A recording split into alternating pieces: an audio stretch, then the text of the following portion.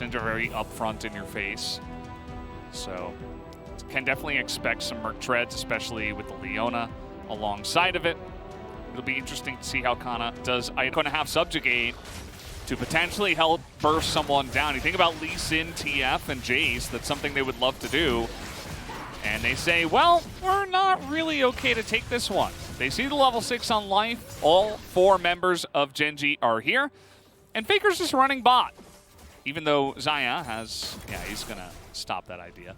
On Faker, owner could be anywhere. Yes, you are in danger. And here it is. The huge stunt gets all 3 of them into the equalizer. What a play! As now Clint is over the wall. That should be 2. He does pick it up.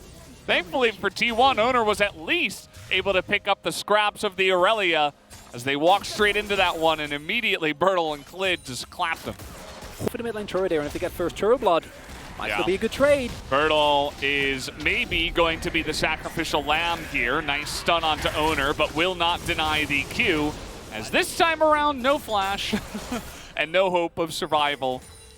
But he already did his job, as the pressure in the mid lane is pretty massive. They're really going to push for this mid-tier 1. Bottom lane as well. Guma was left all alone.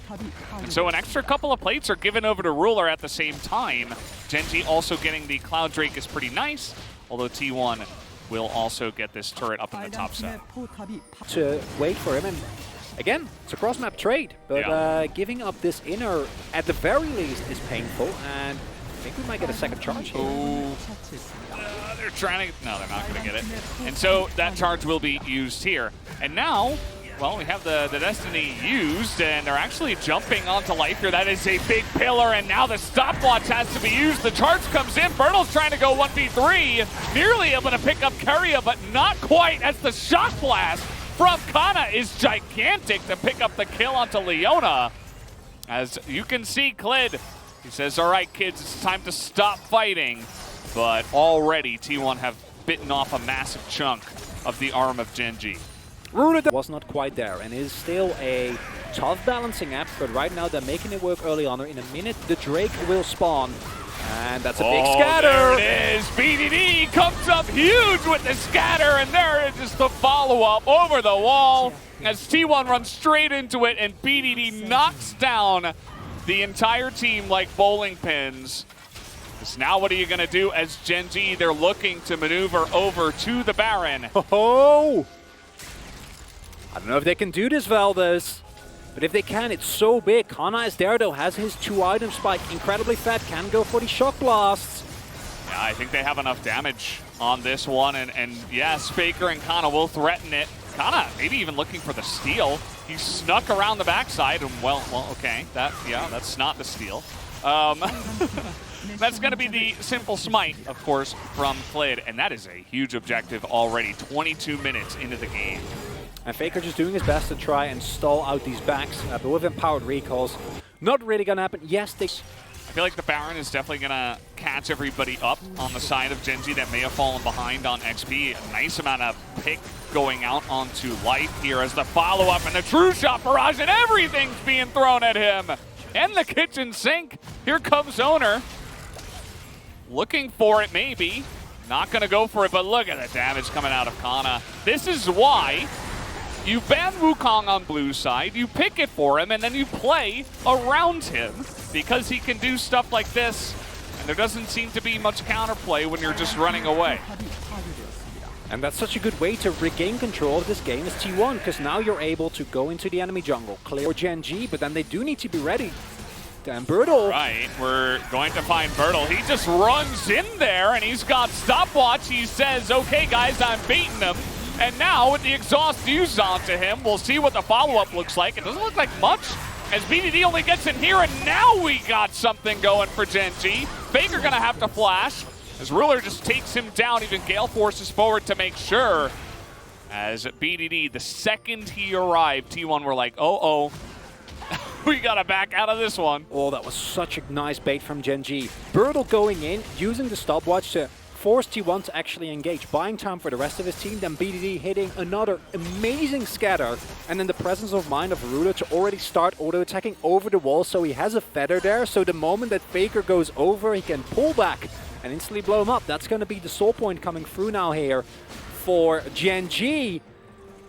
And this is still such a tense game. This is exactly what I wanted out of a game 1 between these two teams. Yeah, in the mid lane, right? And say, okay, we're ready to 5v5 fight. As Bertle looking to take this trade, actually, as in he goes. Not going to land the stun, but he still gets the kill as the teleport comes in, and he easily flashes away from that one. Faker not able to follow up. And this is exactly the type of play you cannot afford. Gen.G don't sneak another Baron like they did earlier. And Here we go. Just going to start it up. Teleport available for Bertle. Yeah, Carrier just Hex Flash over the wall. That is insane amount of value out of that True Shot Barrage, as Clid is incredibly low. And look at that pillar!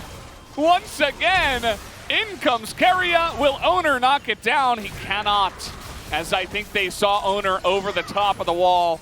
But it is still going to be enough to force them back, as the pillars have just been insane, as now Life has to go forward. As the follow-up here from BDD is pretty big, actually. Able to get the kill onto the Trundle and turns it into a one-for-one.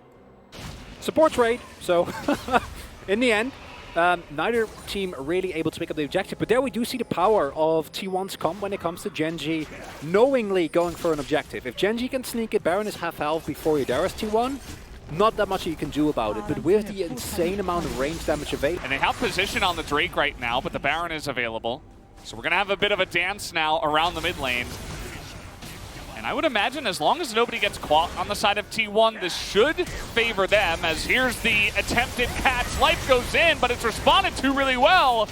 And look at the poke coming in as the kick is on BDD. Owner will trade his life potentially, as he's even still alive.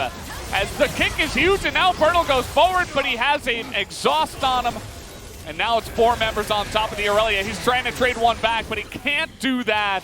Even Carrier is able to survive, as they will run at the Ocean Drake.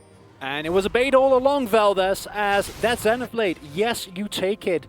But it doesn't feel good, because a really nicely timed flash from Faker drags Life all the way. Boy. Oh, that's greedy. And T1 are running down the mid lane towards the Baron. They're not able to. Oh, it's so good, though, because if T1 go for the inhibitor, you get Baron. And they don't know that you're down. And you have vision available. Clid has his equalizer up again. Still, this is a really high-risk play, because as Gen.G, if you die here, you might have to give it up. Yeah, Ruler's on vision now. As, okay, they're going to spot him now with the True Shot Barrage, as, let's see it. Nope, it's going to be taken by Ezreal, of course. Nicely done, Gumi. Braum, right? Exhaust Braum. You sit there, you put up your wall. Doesn't quite do the exact same thing, but it's a similar idea. Bertle's got an interesting angle, as he's going to get stunned down and be able to go into that W, but it still doesn't matter. And I think T1 are slowly getting in there. That's the big kick, but it's only onto Life, and into the GA goes the Lee Sin, as the follow-up here from Guma, and the rest of the team is just too big. Another big shock blast into the back line, as T1 will push and look to end this game. Another big pillar onto Ruler, as finally he uses that ultimate. And they will just have to flash away. T1 will not back down from this, as they will look to take game number 1 in about 36 minutes. Let's see what BDD and Ruler can do, if anything. No ult available for either of them, so they will just go down, and that will be the end of that. 36.5 minutes. Big smile on Faker's face.